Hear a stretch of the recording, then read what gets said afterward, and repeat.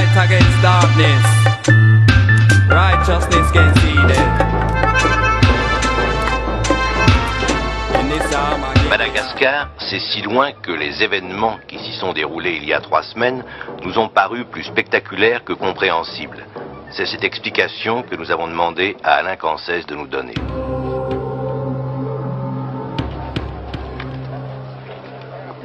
L'université Charles de Gaulle à Tananarive. Depuis la mi-avril, les étudiants appuyés par les lycéens sont en grève.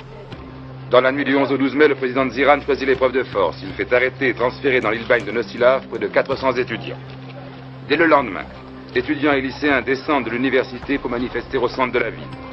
Ils veulent la révision des accords de coopération avec la France et tout particulièrement la réforme et la malgacisation de l'enseignement. Ils estiment que cet enseignement, fidèlement copié sur ce qui se fait en France, est inadapté aux besoins réels de Madagascar.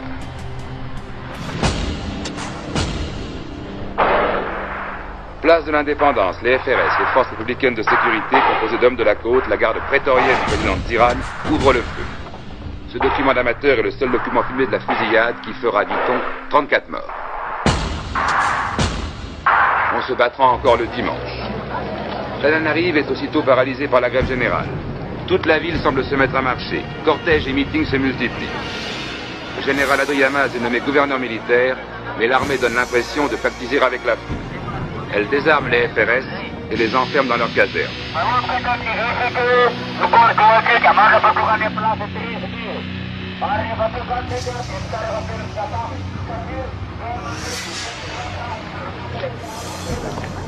Qu'est-ce qu'il a dit On commence ici jusqu'à place 13 mai.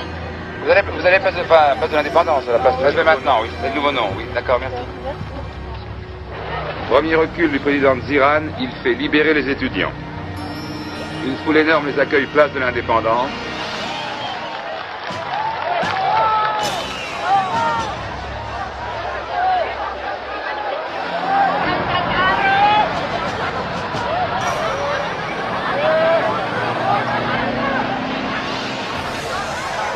Au premier rang, les autorités religieuses et sur le podium, le général gouverneur militaire lui-même. Les enfants sont les princes de la ville. Dziran n'est déjà plus qu'un roi sans pouvoir.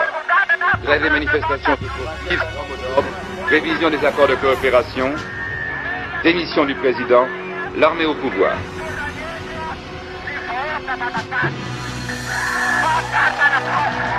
Le jeudi 17 mai, la foule se retrouve place de l'Indépendance. Bien décidé, semble-t-il, à monter au palais, où se trouve encore Dziran, gardé par les militaires.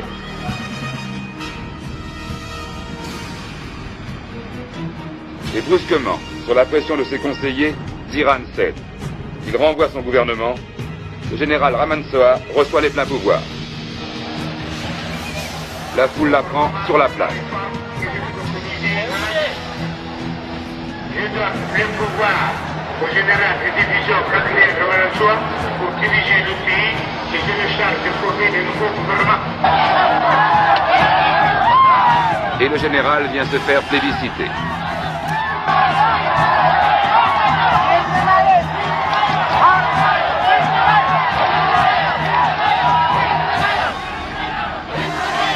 Officiellement, Dziran reste président.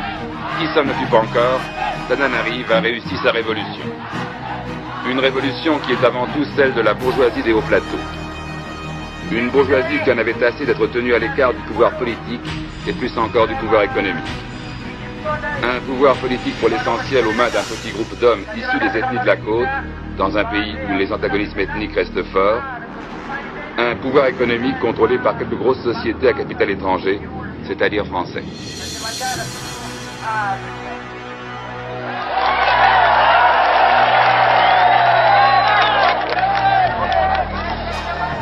Mais 1972 à Madagascar, c'est à travers le général Ramanansou l'espoir de revanche de la bourgeoisie nationaliste.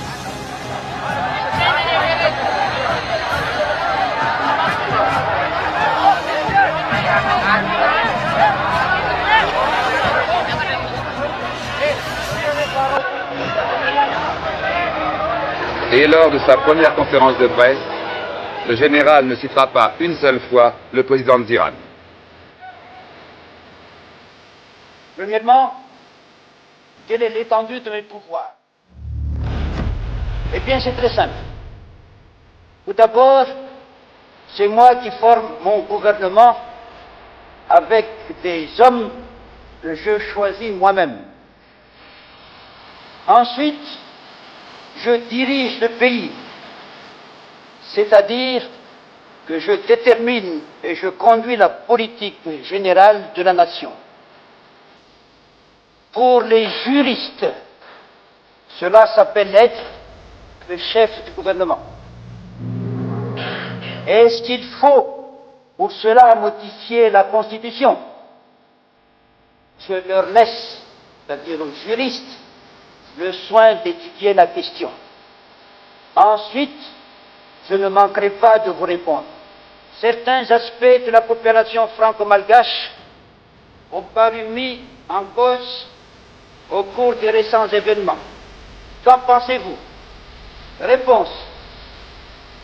Comme tout être bien vivant, la coopération franco-malgache doit évoluer. C'est une des premières questions que j'étudierai.